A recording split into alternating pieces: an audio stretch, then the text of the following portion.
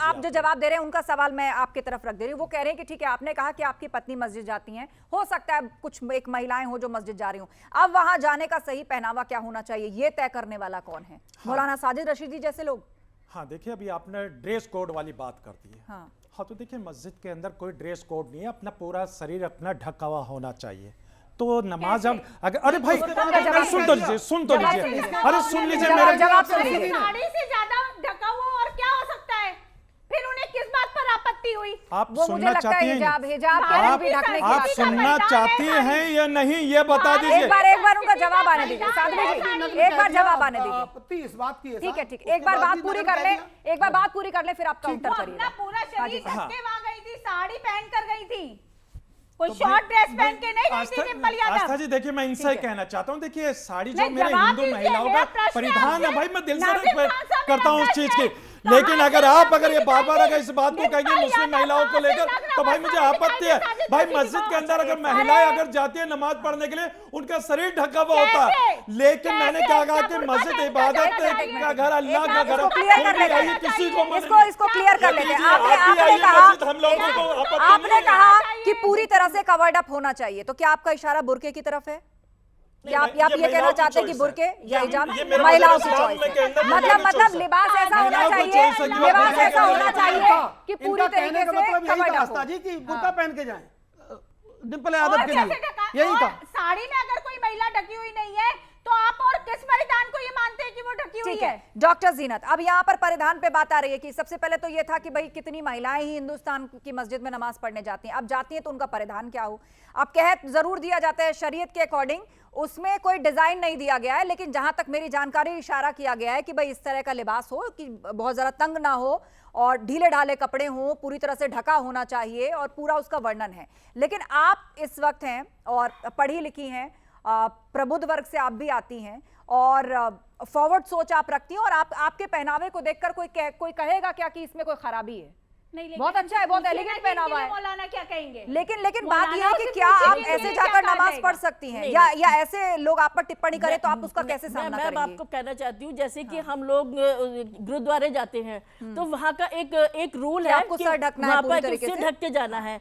तो और हमारे जो बड़े बुजुर्ग, मेरी बात पूरी नहीं कीजिए, और जो हमारे बड़े बुजुर्ग हुए हैं, ये हमारे भारत की सभ्यता है कि हम लोग सिर ढक के रहते हैं। हाँ, यहाँ पर ये है कि मैंने सिर नहीं ढक रखा है, मेरी बहन ने इतना अच्छा लिबास पहन रखा है, इसमें कोई आपत्ति नहीं है, इसके अंदर कोई नहीं है। आप जैसे भी आप मंदिर में भी जा सकती है, आप मस्जिद में भी जा सकती है इस लिबास में, पर ये कि पर्टिकुलर आप ये कहें कि आप बुर्का पहन के जाएंगी तो ये बिल्कुल गलत है। बुर्का पहनना बिल्कुल हमारे मजहब का तो फिर उन्होंने किस बेस पर कहा? उन्होंने नग्न किस बेस पर कहा? फिर हम लोग तो इतनी हिम्मत रखते हैं कि मीडिया के माध्यम से मैं बता देती हूँ, मौलाना रशीदी जी ने, मैं एक सेकंड, पीसीआर वो पिक्चर लगाइए पीछे, वो पिक्चर लगाइए, मैं बताती हूँ मौलाना रशीदी, मैं बता रही हूँ आपको मौलाना रशीदी ने क्या बयान दिया। वो पिक्चर लगाइए पीछे मस्जिद के अंदर से जो सामने आई है, जिसपे पूरे समाजवादी पार्टी के सांसद बैठे हैं, डिंपल यादव भी दिख रही है। हाँ ये देखिए, ये डिंपल यादव दिख रही हैं और साड़ी उन्होंने पहनी हुई है, बाल उनके बंधे हुए हैं, पूरा कवर्ड उनका लिबास है, बहुत ही एलिगेंट साड़ी में है। लेकिन मौलाना रशीदी जी की नजर कहां गई? यहाँ पर उनके गले पर, और इसी की तरफ इशारा करते हुए आप भी देख लीजिए हाजी साहब, जीनत अंसारी जी आप भी देखिए, यहाँ नजर गई। वो कहते हैं ना कि जैसी नजर वैसा नजरिया, पूरी तस्वीर में नजर गई गले पर, और इसी को नाम पे कह रहे हैं।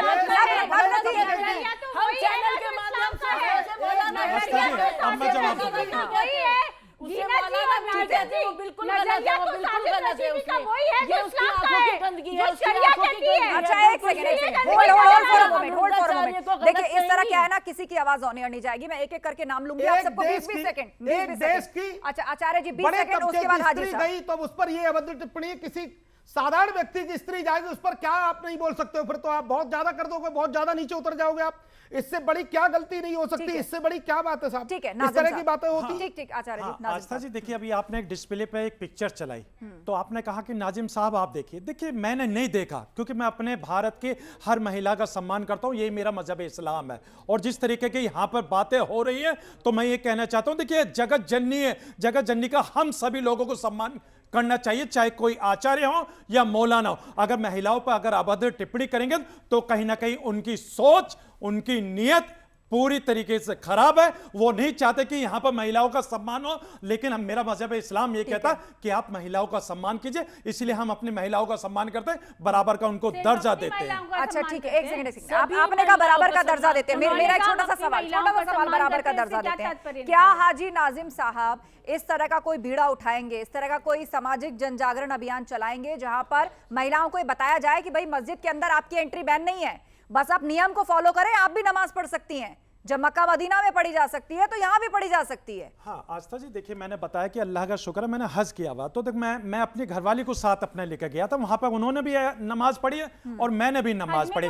हाँ सुन तो लीजिए भाई, ये भारत की मस्जिदों में हम लोगों ने यती जी हम जिस तरीके से आप मंदिरों पर लिखवा देते हैं कि मुसलमानों का यहाँ प्रवेश वर्जित है, भाई हम अपनी मस्जिदों पर किसी भी मस्जिद पे ये नहीं लिखवाते कि यहाँ पर महिलाओं या हिंदुओं का प्रवेश वर्जित है, क्योंकि ये तो देखिए अल्लाह का घर है, यहाँ तो सब आई है, किसी को मना नहीं है। लेकिन अगर मंदिरों पर ये लिख देंगे पार्टिकुलर कि यहाँ पे मुसलमानों का प्रवेश वर्जित है, तो यहाँ भारत की जो संस्कृति है कहीं ना कहीं खतरे की बात हो जाती है। भाई हम तो आपको अपनी मस्जिद में स्वागत कर रहे हैं, भाई हम तो स्वागत करते हैं आप लोगों का कि आप आइए मस्जिद में, हम लोगों में कोई दिक्कत नहीं है आपको। और अगर कोई साड़ी पहन के चली जाती है उसको नग्न का खिताब दे देते हो। अगर कोई साड़ी पहन के चली जाती है देश के बड़े तबके की स्त्री तो उसको नग्न खिताब दे देते हो। भाई देखिए उसको नग्न खिताब दे देते हो। की बात करें हम लोगों ने, ये क्या तरीका है आपका? और आपने स्त्रियों को ज्यादा ऐसे शब्द नहीं बोलने चाहिए।